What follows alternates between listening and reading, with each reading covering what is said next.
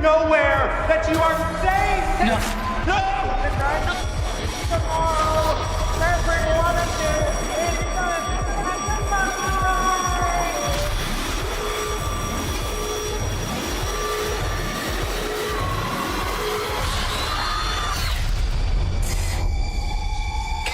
That was a hell of a song. Knowledge comes with cost. My gosh. What is that? It might be time to get a haircut from Marielle. It's getting harder and harder to tell what's actually real in From. Is it some kind of simulation, some form of paranormal punishment, or is it all just a story? Because if it is a story, it's a very confusing one. And weirdly enough, the person who might understand it best is Ethan. See, Ethan keeps referencing the Lake of Tears, a place that feels more important to the deeper narrative as we go. At first I thought this was just the pond we saw, but now I'm not so sure. It could actually be the larger lake we briefly see near the settlement. The same place where food mysteriously appeared when the town needed it the most. And if that is true, then the Lake of Tears might not just be a location, it could be the center of everything. But with so much going on and so many different plot lines, it's hard to pick out who could be a recurring role appearing in the story, or who is just a background character not trivial to any of the plot elements going on. And could these be just false memories like Tabitha suggested? What's easier to believe? That whatever is keeping us here put those thoughts in our heads to torture us, or that you and I have been coming back here over and over again for centuries, trying to save children that are already dead? Or could there really be some cosmic connection between all these souls? Because even if these were implanted memories, how do you explain Tabitha's consistent dreams she had as a kid of this place? Let alone Tabitha and Miranda making the same bracelets. Or what if it's neither and it's actually just a story with different people meant to fill a very specific role? But what roles are exactly necessary for this story to function? Well, to understand that, we need to understand what exactly the entities want. And unfortunately, we don't have enough context to really piece it together fully. We know they either seek suffering or more likely hope, as Abby not only alludes to this when she's visiting Boyd. So whatever this thing is, it just lets you come in here for a little chat? It wants you to fight. It wants you to have hope that you could actually win. Why? Because hope is what makes you willing to suffer. It's not your fear that feeds the forest boy. It's hope. But we do also get the reveal that the children poured their hope into the trees. And while we don't know much more about the entities themselves, we do know a little bit about the monsters. The monsters like to both torment and play with their victims, but they also tend to collect the belongings of dead residents. The few scenes we see of the monsters by themselves, they seem to have this yearning for familiar things. And if you look down in the caves of Fromville, it's filled with different things the monsters have collected over their years prowling. It seems when the show likes to focus on certain items as they appear, it's suggested to us that they possess either a meaning or potentially a power within Fromville. Like when Sophia was looking through people's belongings with Sarah and she glanced upon the ballerina. She seemed a little taken back by the ballerina's existence. Which, if you think about it, the ballerina was a direct connection to Boyd and the worms he had within his blood. Potentially, just like these worms seem to be a weakness for the monsters, they could also be a weakness for the man in yellow. So if objects can hold this much power within Fromville, what about imagination? And by imagination, I mean, what about drawings? Because the two characters who draw the most are Victor and Ethan. And both of them have, in their own ways, predicted the events of the story before they happen. But that doesn't mean anyone can just draw something and make it real. It suggests something else, that Victor and Ethan might be fulfilling a very specific role, a very special role.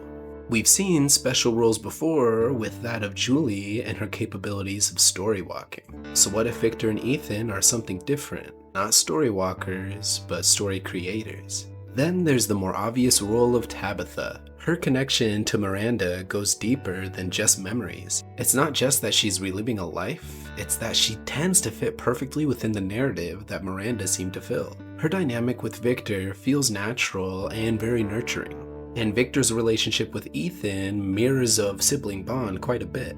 And coupling this with her scenes with Jade, it seems almost like From is forcing her to step back into a role she's played before. which is honestly a terrifying possibility if you think about it, because that means Tabitha isn't just dealing with the losses of her current life, like that of her son Thomas or now her husband Jim, but she might also be carrying the weight and now memories of multiple lives. And if her children are echoes both of past story walkers and past story creators, then you can start to see more of the patterns of these recurring roles throughout Fromville. Like how if Tabitha was fulfilling Miranda's role and however many before that, then you can also look at Jade, who seems to be filling the role that Christopher did. Both searching for answers so deeply, they're not willing to accept the fact that they might be looking in the wrong direction. For example, when Jade is visiting the bottle tree in season 3, he gets a visit from dead Tom. Maybe it's something someone made because they thought it meant something. Maybe it's someone like you, just look for answers, trying to figure things out, grasping at straws. And here you are standing, looking at this bottle tree, puzzling over it, like it's a part of the original design. Now notice what Tom said here when referencing the bottle tree. Someone could have built it like Jade. We've already seen Jade later build his own bottle tree somewhere else within the forest, which could suggest that none of what we see in the bottle tree is actually that important in the grander story at play, and potentially was only a development that someone filling Jade's role before had attempted. I have seen some people also suggest that maybe Christopher and Miranda had flipped roles, and potentially with Tabitha's aggression, she could be filling that Christopher story of someone who started out nice and slowly became angrier and angrier. Only I still think that's much more fitting with Jade's storyline. Also, some fans have theorized online with the new short trailer that we got released that Jade is actually the reincarnation of the guys he's been visualizing this entire time, with the Civil War soldier, the man crushed by the rock, and the guy drinking the blood, which would maybe render their connection to Elgin non-existent. Either way, we can now look at other residents like that of Randall. Randall's role is most likely tied to something much darker within the series.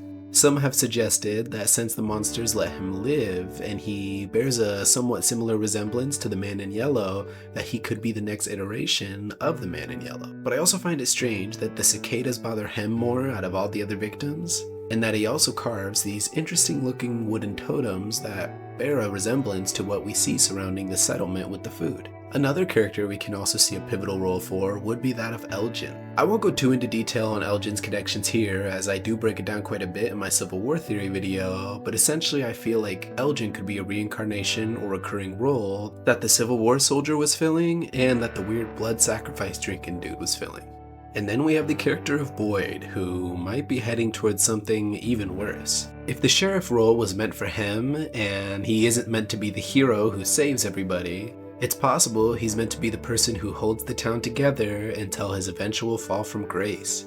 And once the sheriff falls, the town will start tearing itself apart, potentially indicating to us we're coming close to the end of a cycle. And if Boyd keeps falling down this slippery slope of doing tougher and tougher things just to keep his family safe, no matter how evil or morally incorrect, then it's possible some of the theories suggesting that he could be the Man in Yellow are more accurate than we think. Though I could more see him falling in line of being a similar role to what Martin filled. Potentially Martin ended up locked in that tower the way he was as a justified consequence, as if Boyd continues to do some worse and worse things, he could eventually find himself stuck in a very similar situation, with nobody around to help him. We also have the role of Acosta, a newcomer in town who reminds me an oddly lot of potentially Iron Abbey. You remind me of someone I could have helped. Abby, stop! I don't get to get that back. Someone who is tough as nails but maybe completely out of their element or control. Keep in mind, Boyd, as soon as he got there, got control of the entire town pretty easily. And I bet if Acosta is very similar to Boyd in many ways, like Iron Abbey was, then this is just an example of what would have happened if Boyd wasn't treated so readily to be the leader. He likely would have acted exactly how Acosta is acting now, especially if he didn't have his family with him. There also seems to be one final hidden role that keeps coming up throughout the series, that of the alcoholic. For some reason, Fromville finds it necessary to constantly have an alcoholic within their town. And I think, while Jade and Victor's dad are definitely heavy drinkers, along with some other characters we've seen here and there, potentially Jim, being the father figure and reluctant to do so, is why Fromville got so upset with him, as well as their push for answers over and over. But I couldn't really see any other role Jim was actually filling here. If you have an idea, let me know down below.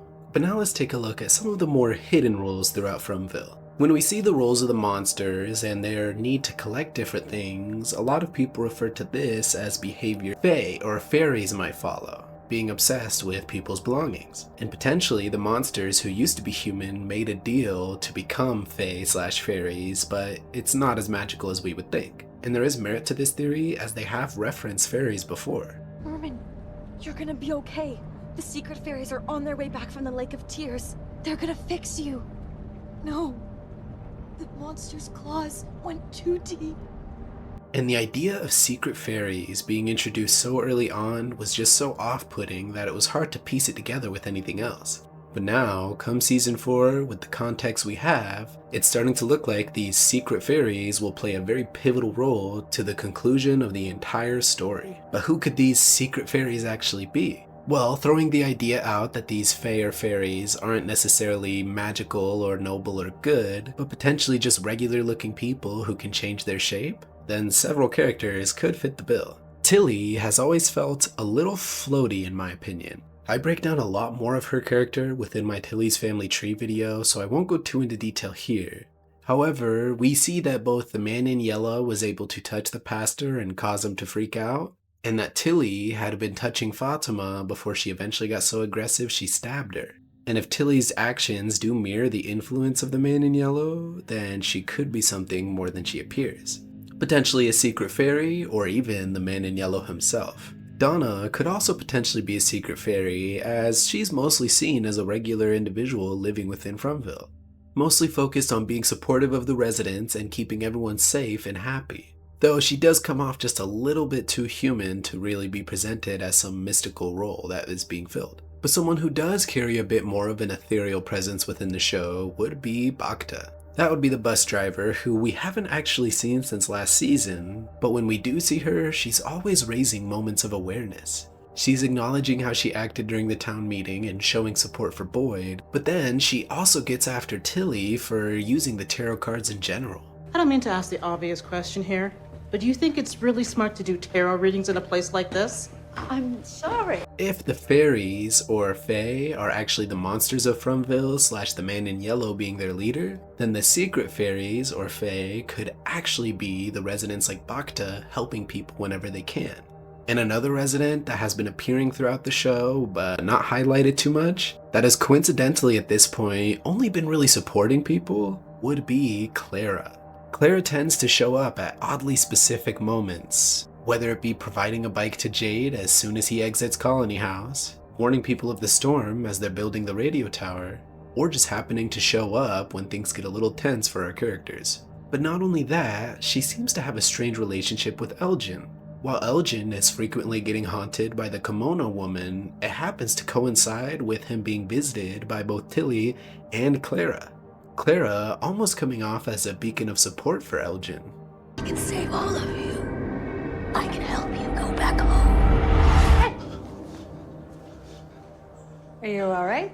You look weird. But to be fair, Tilly also sort of did in a way, though she was much more suspicious. Either way, it's very possible that Clara, or many of the characters we've seen, aren't just random residents at all. Whether they're people from the world that fit the same characteristics, or because reincarnation's a real thing and all of these residents are haunted because they were part of the first settlement that started Fromville altogether. The idea of secret fairies could really belong to any of the roles we've seen. That even includes that of the Nkui children.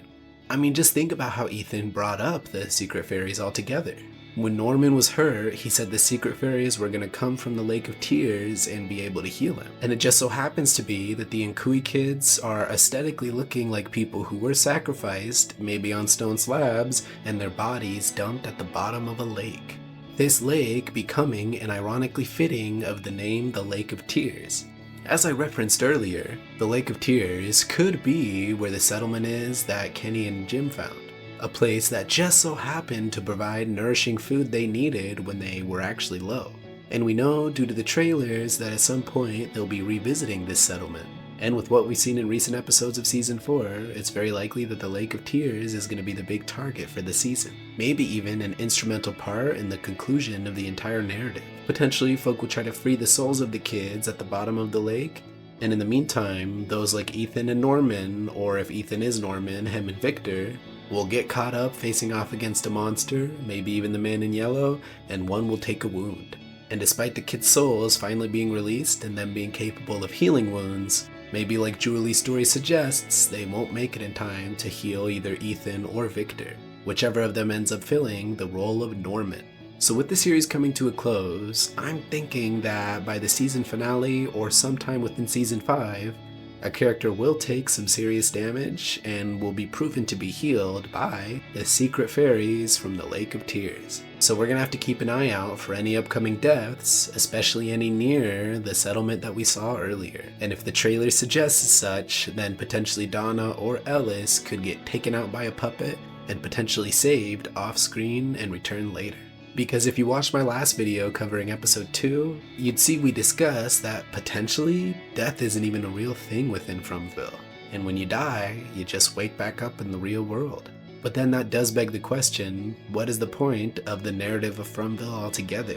And I will leave that question with you guys. If you enjoyed the video, be sure to show some support. A thumbs up, a comment, or just sharing with a friend really does help the channel get noticed.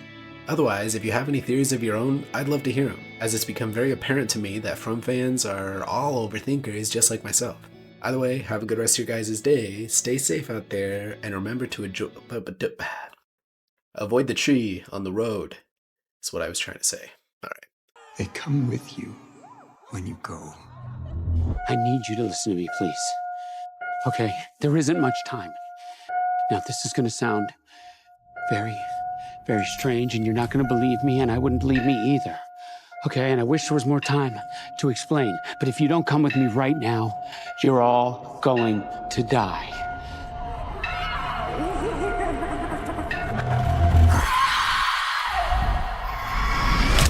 What the hell was that? That was death, It's Grandma. Come to the window. and it's coming. I'm sorry, I'm so We have seen unbelievable shit in this place. sorry. Roads that lead nowhere. Monsters that come from the dark. According to Boyd, there are evil fucking trees that trap you in dungeons. People who were lost. They couldn't escape. She said they were holding on to hope, and when that hope was gone, they held on to each other. Now you don't understand! There's something in the room! Oh,